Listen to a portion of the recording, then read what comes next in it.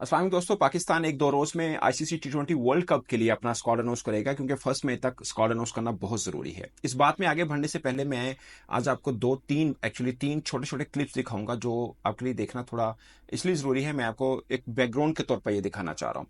जब Pakistan super league चल रहा था और जब साइम अयूब का तोती बोल रहा था, मैंने उस वक्त एक व्लॉग बनाया था। तकरीबन एक माह पहले का व्लॉग है। आपको वीडियो देखेंगे, आपको नीचे टाइटल नजर आएगा। आप अभी भी पाक टीवी पे जाके वो व्लॉग देख सकते हैं।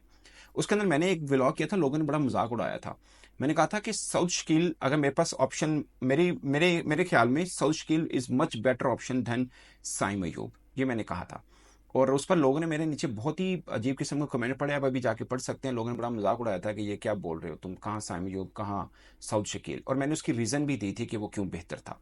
ये पुराना क्लिप एक देखें, उसके बाद बात आगे करते हैं। एक और चीज़ मैं आपको बताऊं तो शायद आपको हजम ना हो, आपको लगे कि यार ये क्या बात कर रहा है। मैं ये कहूं कि साउथ शकील टी20 में साउथ शकील साइम अयूब से शायद थोड़ी बेहतर ऑप्शन हो तो आपको बुरा लगेगा। देखें, अगर आप स्ट्राइक रेट के हवाले से भी बात करें तो 10 छक्के हैं पावर प्ले में साउथ शकील के। ठीक है, अगर कलेक्टिव रन्स चेक करें तो बहुत बड़ा डिफरेंस है साउथ शकील और साइम अयूब के अंदर। टी20 के अंदर जो इनिंग्स साउथ शकील ने कुछ खेली हैं, कमाल है। मुझे टेक्निकली वो ज़्यादा सॉलिड लगे हैं as compare to Saim Ayub, मुझे लगे हैं। और उनकी वजह यह है कि वो टेस्ट क्रिकेट भी खेलते हैं, वनडे क्रिकेट भी खेलते हैं, डोमेस्टिक में उनका बहुत अच्छा रैकेट है और टेक्निकली मुझे बहुत साउंड लगते हैं। और मुझे उनकी एक चीज़ और अच्छी लगती है कि वो सिर्फ जैसे बोलते हैं ना, चलाते नहीं हैं। और उनकी खामियां, वीकनेस बहुत कम है।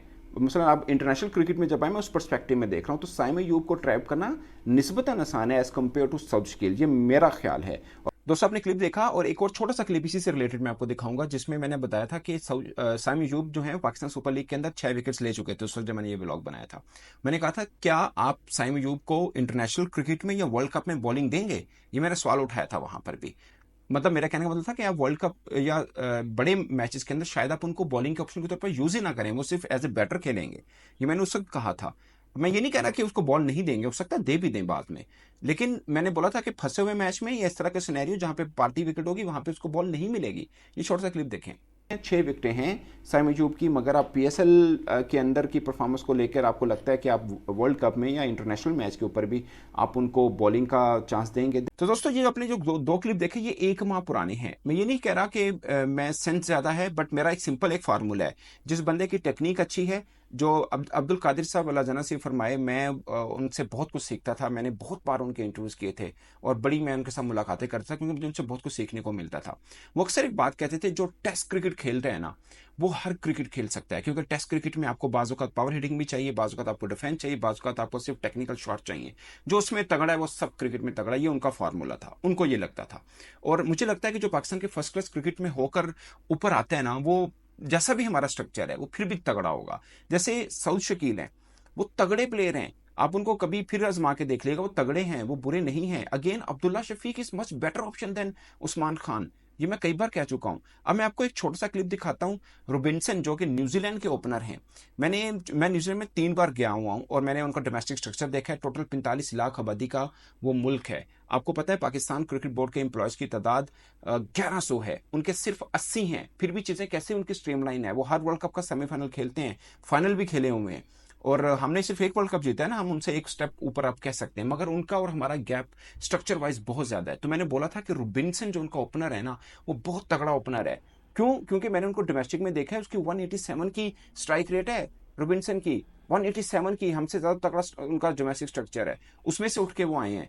ये मैंने उनकी जो 50 की थी उस मैच से पहले बोला था, और सैफर्ड के बारे में भी बोला था। एक छोटा सा क्लिप देखें। अभी सब मार्क चैपमैन को देख रहे हैं। अब रोबिन्सन जो ओपनर उनके खेलते हैं, टीम सैफर्ड में से किसी कोई एक खड़ा हो गया, वो मार्क चैपमैन से भी ज्यादा तगड़े हैं। ये देख लीजिएगा आप, अगर उन दोनों में से कोई एक भी खड़ा हो जाता है तो तगड़े हैं वो, इसमें कोई शक नहीं है। रोबिन्सन की उनकी डोमेस्टिक में 187 या 90 के करीब उनकी स्ट्राइक रेट है। तो ये देखें आप, मतलब आसान नहीं है उनको भी संभालना। वजह क्या है? वजह ये है कि वहां पे क्रिकेट स्ट्रक्चर है, हमारे यहाँ नहीं है। दोस्तों, ये मैंने आपको 2-3 क्लिप दिखाए, मैंने कोई अपनी वाह वाह कराने के लिए नहीं दिखाई। मैं सिर्फ आपको ये बताना चाह रहा हूँ कि जाहिर है जो भी फील्ड में होता है, जो मतलब आप देख रहे होते हैं जो आपको टीवी स्क्रीन में नजर आता है, हम बाकी फैक्ट्स भी देख रहे होते हैं। और कुछ चीज़ें हम ज़ाहिर ऑब्जर्व करते हैं, कुछ हम लोगों से सीखते भी हैं, खासकर जब क्रिकेटर्स का हम इंटरव्यू करते हैं या ऑफ कैमरा हम उनके साथ बातचीत करते हैं, तो काफ़ी कुछ सुनने को मिलता है। अब जो मिसाल के तौर पे अब हारिस रऊफ को पिच इन किया जा रहा है कि आप इनको वर्ल्ड कप स्क्वाड के अंदर करें, तो उनके सामने ऑप्शन, सिलेक्शन कमेटी के सामने दो तीन ऑप्शन है। अब सबसे बड़ा ऑप्शन उनके पास ये है कि भाई आपने क्रिकेटिंग डिसीजन करना है, यानी पाकिस्तान टीम को देखना है, या आपने लाइकिंग डिसलाइकिंग में जाना है, आपको कोई अच्छा लगता है या बुरा लगता है, आपने इसमें जाना है। मिसाल के तौर पर नसीम, शहीन, आमिर, ये तीन तो पक्के हुए, इसमें तो कोई किसी को राय है नहीं है। नसीम, शहीन, आमिर, ये तीन तो पक्के हुए। चौथे हो गए अब्बास अफरीदी, जिन्होंने अच्छी बॉलिंग की, और एक और एज है, अब लिख लें, वो कभी बैटिंग में आए तो तगड़ा खेलेंगे। मतलब बैटिंग मीन के जहां पे उनको थोड़ा सा मौका मिला वो अच्छा खेलते हैं, बुरा नहीं खेलते हैं, वो बैटिंग बहुत अच्छी करते हैं। एक बार आपको याद होगा पीएसएल फाइनल में उन्होंने तोड़ा था हारिस रऊफ को, पिछले फाइनल की मैं बात कर रहा हूँ, बहुत अच्छा खेले थे वो। ये नहीं मैं कह रहा कि वो बैट्समैन है, but as compare to other bowlers वो अच्छी बैटिंग कर लेते हैं, मतलब ये है कहने का। अब आसिफ अफरीदी चौथे फास्ट बॉलर हो गए।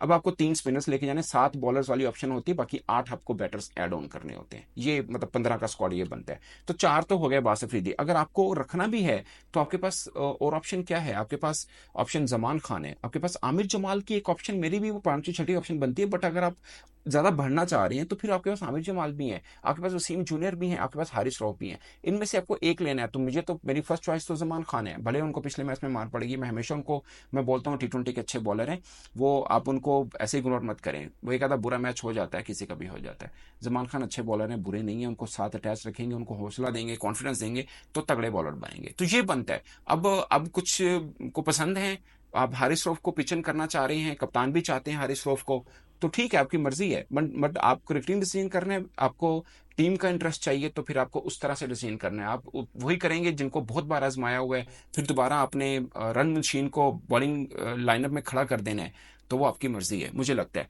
अब इनमें क्या क्या चेंज आएगी वो मैं कल एक ब्लॉग जरूर बनाऊंगा, क्योंकि कल बैठक होनी है सिलेक्शन कमेटी की, मंडे को मोस्ट प्रोबेबली ये अनाउंसमेंट हो जाएगी, तो उसके ऊपर फिर मजीद चर्चा जरूर होगा। बट फिल वक्त ये है कि हारिस रऊफ के ऊपर एक है, और एक दो क्रिकेटर्स जिनके ऊपर बातचीत काफी लंबी होगी सिलेक्शन कमेटी, कप्तान और कोचेस की मिलकर, क्योंकि सबसे मेन कंसर्न है कि जो आपके हेड कोच, असल में जो हेड कोच वाइड वाइड बोल के, उनके साथ भी अभी कंसल्टेशन होनी है सिलेक्शन कमेटी की, क्योंकि मेन तो उनका कंसर्न है, इनके साइड में तो सिर्फ ये न्यूजीलैंड सीरीज थी।